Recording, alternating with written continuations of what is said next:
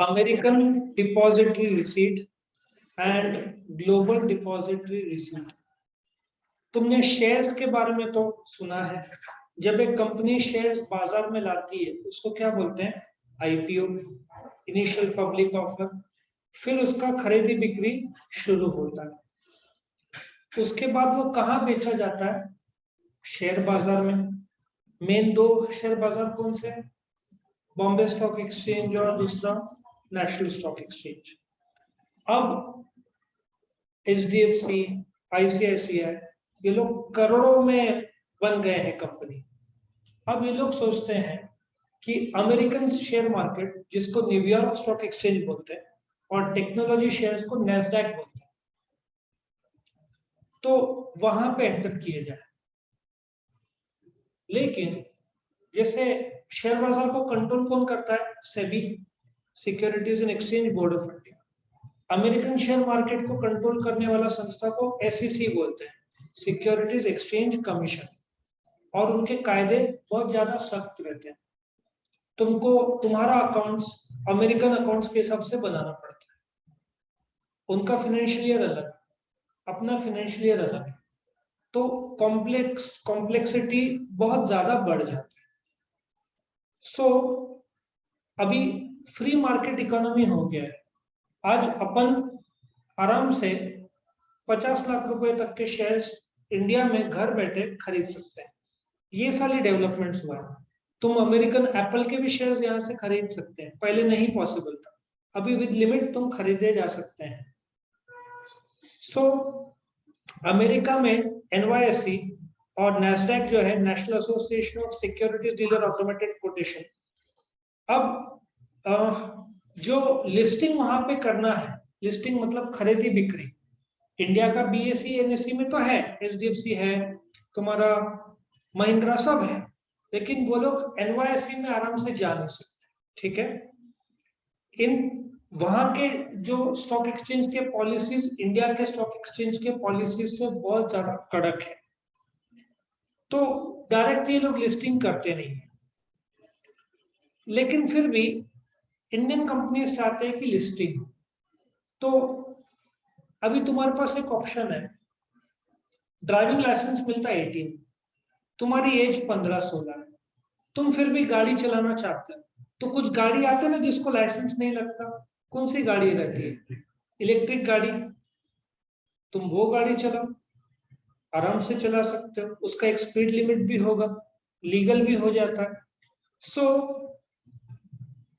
America में directly shares तो issue नहीं कर सकते क्योंकि कायदे बहुत सख्त हैं।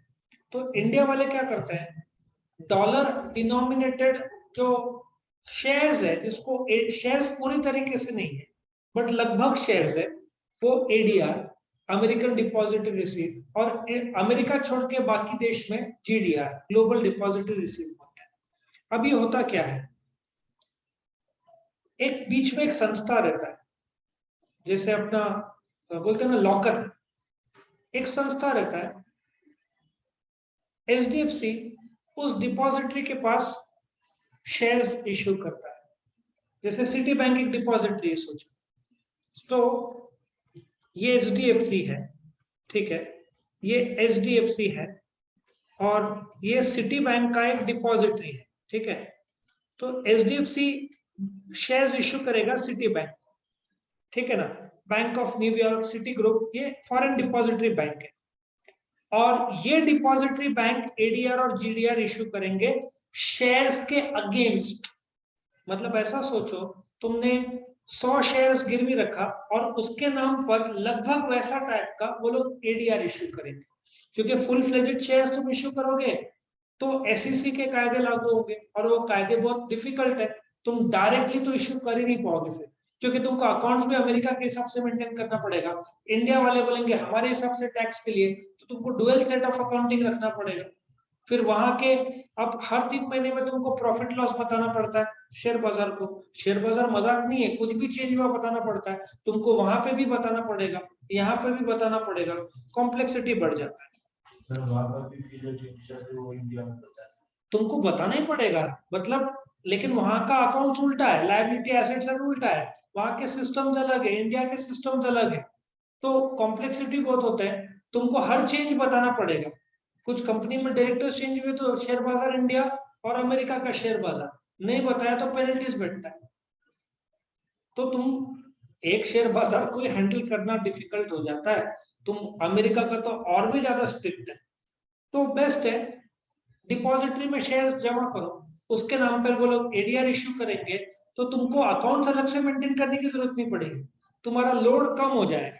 ठीक है, so ADR fix number of shares है, फॉरेन कंट्री में बेचा जाता है, रेगुलर शेयर्स की तरह बिकता है, शेयर बाजार में लिस्ट होता है, उनका भी प्राइस फ्लक्चुएट होता है। ठीक है, both ADR and GDR depository, तुम डिपॉजिटरी के पास जमा करते हो शेयर्स, वहां से वो मतलब बैंक में तुमने एफडी किया और बैंक तुम्हारे नाम पे एफडी किसी और को दे रहा है, वैसे वो करता है डिपॉजिटरी।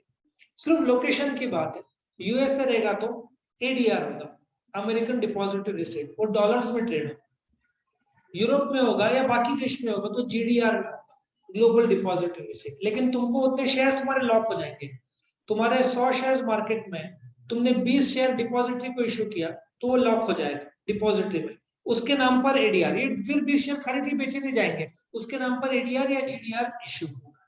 ठीक है, फिर इसका फायदा ऐसा है, एनआरआई भी पैसा डाल सकते हैं।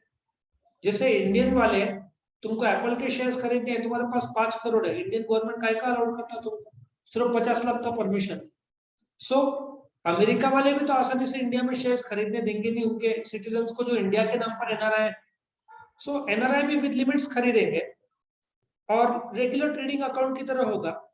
बाकी जो शेयर बाजार है, मतलब अमेरिका छोड़ के लंदन स्टॉक एक्सचेंज, जिसको एलएसई बोलते हैं, दोपहर को 1:30 बजे के आसपास से खुलता है, Luxembourg, Nasdaq, Dubai, Singapore, Hong Kong, I think Hang Seng उसको बोलते हैं। ठीक है ना, ये अलग अलग इसमें। अब इसको एक और डिटेल में एक्सप्लेन करूंगा। बाइंग एंड सेलिंग, किसके नाम पर बाइंग एंड सेलिंग होता है? Like normal shares, voting rights. क्या वोटिंग राइट्स रहेगा? क्यों नहीं, ठीक है ना। Broker, an investor does not need a foreign brokerage account और a new broker, you can use the same broker that you normally deal with. अब supposedly तुम्हारा शेयर खान में अकाउंट है, तुम एडीआर खरीदना चाहते हो, तुमको जीरो या कोई दूसरा खोलने की जरूरत नहीं है, तुम शेयर खान के थ्रू भी खरीद सकते हो। आजकल बहुत इजी हो गया। क्रिप्टो जैसे लोग आसानी से खरीद रहे थे, वो तो अभी यूपीआई बंद करवा दिया गवर्नमेंट ने। यंगस्टर पागलों की तरह क्रिप्टो खरीद रहे थे, अभी यूपीआई जो जिस अकाउंट से क्रिप्टो खरीद रहे थे, गवर्नमेंट ने यूपीआई उसी अकाउंट में ट्रांसफर बंद करा दिया। लोग स्ट्रगल कर रहे हैं कि ट्रांसफर कैसे करें पैसा, बैंक से लोग रोक लगा दिए ना। लूना करेंसी सुना है? लोग क्रिप्टो में कर रहे थे, 18,000 रुपए का करेंसी, यंगस्टर सोच रहे थे 18,000 का करोड़ रुपए आएगा, इन लोगों ने पैसे लगाए, 18,000 रुपया, क्रिप्टो लाखों में हो गया तो लूना भी लाखों में होगा। उसकी वैल्यू कितनी होगी? 1 रुपया। 18,000 बिकेम 1 रुपी, और बाय द वे 1 रुपी से भी कम होके कुछ 15-20 पैसे अभी हो गए। 18,000 रुपया तुम्हारा था, आज वो 1 रुपया हो गया। इतना भयानक है क्रिप्टो, इसलिए गवर्नमेंट ने यूपीआई सब रोक लगा के रखा है, तुम आराम से क्रिप्टो में पैसा नहीं लगा सकते। एक अच्छी बात है कि एक तो डॉलर डिनोमिनेटेड है, ब्रोकर तुम्हारा वही रहेगा, कोई नया ब्रोकर की जरूरत नहीं है तुमको, आजकल एक ही ब्रोकर से हो जाता है काम। लेकिन जहां तक मेरा नॉलेज है, शेयर खान सब क्रिप्टो में डील नहीं करते, उसका वजीर करके एक है, सबकी बैंड बजी हुई है, वजीर इन सबकी, क्योंकि कोविड के टाइम में वजीर लोग 10 गुना बढ़ गए थे, और अभी 90% उनका ट्रांजेक्शन कम हो गया, क्योंकि गवर्नमेंट ही पैसे डालने नहीं दे रहा है ना आसानी से, तो तुम्हारे पैसे नहीं जाए। और यंगस्टर लोग को क्या, पैसे मिला करो, ट्रांसफर ही नहीं हो रहा है आसानी से। मार्केटर्स, अभी इंडिया का शेयर मार्केट जब मैं सिखाऊंगा, टाइमिंग्स क्या है शेयर मार्केट, 9:15 to 3:30, जो अमेरिका का शाम को 7:30 बजे कुछ खुलता है, और फिर रात को 1:30-2 बजे तक रहता है। जो अमेरिका का टाइमिंग है नॉर्मल स्टॉक एक्सचेंज का, वही स्टॉक एक्सचेंज के टाइमिंग में तुम्हारा एडीआर मिलेगा, कोई अलग टाइमिंग्स नहीं। और इंडिया में भी जो भी शेयर्स, इक्विटी, प्रेफरेंस, डिबेंचर्स, वही 9:15 से 3:30 का टाइम। कौन सा? BSE NSE. बीच में बढ़ाने की बात की गई थी पर नहीं बढ़ाया। कस्टमाइजेशन, तुम अपना पोर्टफोलियो बोलते ना, कस्टमाइज कर सकते हैं, लेकिन सारे के सारे एडीआर इशू नहीं किया है। एचडीएफसी मुझे एक पता है, इन्फोसिस एक पता है, गिने चुने कंपनी से इश्यू करते हैं, क्योंकि आसान थोड़ी तुम्हारे शेयर्स लॉक हो जाते हैं, वहां पे उनके चार्जेस भी तो देने पड़ते हैं। मानते हैं तुम्हारे एचडीएफसी के शेयर बिकेंगे एडीआर जीडीआर वहां पे, लेकिन फिर वहां पे जाने के लिए तुमको लाखों करोड़ों भी तो स्पेंड करना पड़ता है। तो इसलिए नॉर्मल कंपनीज वहां नहीं जाते, जिनका इंटरनेशनल कनेक्शन है, बैंक से तो कर्जा भी लेंगे फॉरेनर्स, तो वैसे टाइप के इन्फोसिस यहाँ पे भी अमेरिका में, तो वो लोग सब कर सकते हैं। और एक और फायदा होता है कि जो फॉरेन ओनरशिप तुम आसानी से नहीं खरीद सकते, फॉरेन ओनरशिप तुम एडीआर खरीद लोगे तो तुम नॉर्मल जैसे शेयर है वैसे खरीदोगे। तुम यहाँ से एप्पल खरीदा तो गवर्नमेंट के कान एकदम खड़े हो जाएंगे, कौन खरीद रहा है क्या, वो सब जरा गवर्नमेंट का नजर रहता है कौन क्या खरीद रहा है। तो फॉरेन ओनरशिप का भी प्रॉब्लम नहीं रहता, तुमने फॉरेन के शेयर्स खरीदे तो गवर्नमेंट का नजर आ जाएगा तुम्हारे ट्रांजेक्शन। मजाक थोड़ी, इंडिया के बाहर पैसा जा रहा है ना, ऐसे ट्रांजेक्शन में गवर्नमेंट का बहुत ध्यान रहता है। They eliminate local transfer or transfer taxes that would be due if the company shares are brought and sold. Directly तुम खरीदे बेचोगे तो लोकल टैक्सेस लागू होंगे, एडीआर जेडीआर में वहां के टैक्सेस लागू होंगे, लोकल लेवल तुमको नहीं होंगे। मतलब मैंने 200 शेयर डिपॉजिटरी में लॉक करा है, ठीक है, अब डिपॉजिटरी के शेयर्स अमेरिका में खरीदे बेचे जा रहे हैं, तो टैक्स वहां लोकल लगना है, इंडिया में नहीं लगना। वहां पे बिक रहे हैं ना, इंडिया वाले कैसे टैक्स लगाएंगे? सो वहां पे जो भी टैक्स लगना है। तो फायदा ये होता है कि कंपनी अलग अलग मार्केट में एंटर कर सकती है, लेकिन कंपनी बहुत मजबूत चाहिए तो लागू होगा, वरना नहीं लागू होगा, ठीक है ना। सो ये तुम्हारा एडीआर का पॉइंट्स था जो तुम यूज कर सकते हो। और मैंने इसका एक कोशिश भी किया था स्टोरी बनाने का, तुम कोशिश कर सकते हो, यदि लर्न हुआ तो ट्राई करके देखें। चलो स्टोरी मैंने जो बनाया था पॉइंट्स का, पहला क्या था, buying and sale, Ramdev Baba in America. Ramdev Baba Patanjali products खरीदी बिक्री के लिए अमेरिका जाते हैं। एरोप्लेन में वो लोगों से वोटिंग शुरू करते हैं कि कौन सा प्रोडक्ट बेचना है, च्यवनप्राश या विस्की, कौन सा चाहिए, ठीक है। फिर पायलट आता है ब्रोकर बन के, मतलब तुमको कनेक्ट होगा ये। रामदेव बाबा ऐसे सोचो फ्लाइट में जा रहे हैं, पतंजलि आयुर्वेदिक है, इंडिया में तो जबरदस्त ब्रांड और सक्सेसफुल है, नेपाल में भी है, लेकिन अमेरिका वाले आयुर्वेदिक इतना तो नहीं मानते। बट अमेरिका में बाबा रामदेव जाते हैं खरीदी बिक्री के लिए, एरोप्लेन से वो वोटिंग कराते हैं, तुमको क्या चाहिए, च्यवनप्राश या विस्की। ब्रोकर, पायलट आता है ब्रोकर बन के, पायलट बोलता है डॉलर कमाना है तो लास वेगास जाओ, किसको, बाबा रामदेव को बोलता है। जैसे ही प्लेन लैंड होता है बहुत सारे इन्वेस्टर आ जाते हैं रामदेव बाबा से मिलने, वो लोग बोलते हैं लास वेगास का मार्केट आज अलग है, रात को 10 से सवेरे 6:15 तक, वो तो पार्टी एटमॉस्फेयर है, तुम्हारा कसिनो थोड़ी दिन में इतना फेमस होगा जितना रात को रहता है ना। गोवा का कसिनो सुना है ना, लेट इवनिंग लोग जाते हैं, पूरा रात खेलते रहते हैं और शिप वापिस आ जाती है अगले दिन, और सवेरे आके सो जाते हैं लोग। कस्टमाइजेशन, एक इन्वेस्टर सुझाव देता है कि हम कस्टमाइज प्रोडक्ट बेचेंगे च्यवनप्राश के साथ भस्त्रिका आसन फ्री। अगेन ये मैंने ऐसे ही बनाया, तुमको यदि काम में आएगा तो। पहला पॉइंट क्या है, बाबा रामदेव क्या बेचने जाते हैं, पतंजलि का अमेरिका। अब प्लेन में क्या कराते हैं, वोटिंग, च्यवनप्राश चाहिए कि बिस्की चाहिए, हेल्थ बनाना है क्या क्या करना है। पायलट आता है ब्रोकर बन के, वो बोलता है डॉलर कमाना है तो लास वेगास जाओ। फिर जैसे प्लेन उतरता लैंड होता है अमेरिका में, कौन आते हैं, इंस्टीट्यूशनल इन्वेस्टर, मतलब बैंक्स वहां के सब आते हैं, वो लोग आते हैं और बोलते हैं लास वेगास का मार्केट है वो आज ज्यादा बड़ा है।